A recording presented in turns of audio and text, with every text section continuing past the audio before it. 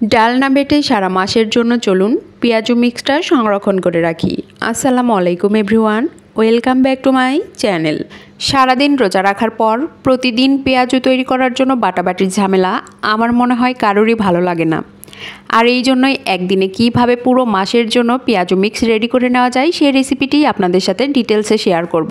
সাথে এই পেঁয়াজু মিক্স দিয়েই পেঁয়াজু তৈরি করে দেখিয়ে দিব কতটা পারফেক্টভাবে পেঁয়াজু তৈরি করা যায়। তাহলে আর কথা না বাড়িয়ে চলে যাচ্ছি মূল রেসিপিতে।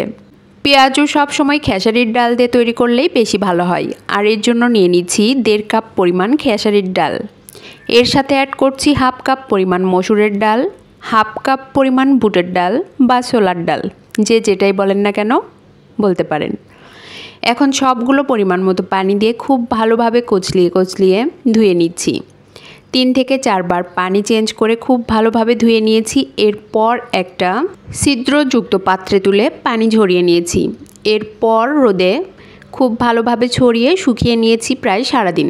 ডালগুলো যত ভালোভাবে শুকিয়ে নেওয়া যাবে পেঁয়াজু রেডি মিক্স তত বেশি দিন পর্যন্ত সংরক্ষণ করে রাখা যাবে। শুকানোর পরে দেখুন কতটা ঝরঝরে হয়েছে। এখন এখান থেকে পরিমাণ মতো ডাল মিক্সিং জারে নিয়ে নিচ্ছি। জারে নিয়ে আধা ভাঙা করে এগুলো মিক্স করে নিচ্ছি। সবগুলো আমি একইভাবে মিক্স করে নিয়েছি। মিক্স করার পরে দেখুন পরিমাণে আরও অনেকটা বেড়ে গেছে। এই রেডি মিক্স সারা মাস কেন 2-3 মাস রেখেও আপনারা সংরক্ষণ করে পেঁয়াজু তৈরি করতে পারবেন, এতে করে কোনো সমস্যা হবে না। তবে অবশ্যই খেয়াল রাখতে হবে ডালগুলো যেন ভালোভাবে রোদ দেওয়া হয় বা শুকিয়ে নেওয়া হয়। পেঁয়াজু রেডি মিক্স একেবারেই রেডি। এখন এগুলো একটা বয়ামে তুলে সংরক্ষণ করে রেখে দিতে হবে।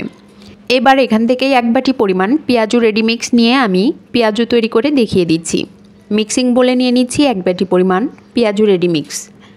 এবার এর সাথে অ্যাড করছি একই বাটিতে মেপে সম পরিমাণে পানি আর পেঁয়াজু রেডি মিক্স খুব ভালোভাবে মিশিয়ে রেখে দিচ্ছি প্রায় 3 থেকে 4 ঘন্টার জন্য। আপনারা যদি ইনস্ট্যান্ট তৈরি করতে চান তাহলে পেঁয়াজু রেডি মিক্সের সাথে গরম পানি অ্যাড করতে পারেন, এতে করে 10-15 মিনিটের মধ্যেই খুব ভালোভাবে ভিজে যাবে।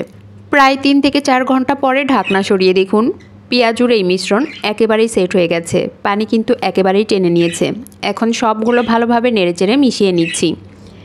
মেশানো হয়ে গেছে। এবার এর সাথে অ্যাড করছি 1/2 কাপ পরিমাণ পেঁয়াজ কুচি, 2টি কাঁচামরিচ কুচি।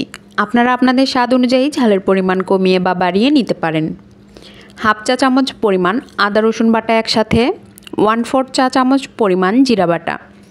এবার এর সাথে অ্যাড করছি 1 চা চামচ পরিমাণ লাল মরিচের গুঁড়া, 1/2 চা চামচ পরিমাণ হলুদের গুঁড়া, স্বাদ মতো লবণ। সবগুলো অ্যাড করার পর ভালোভাবে নেড়েচেড়ে মিশিয়ে নিচ্ছি।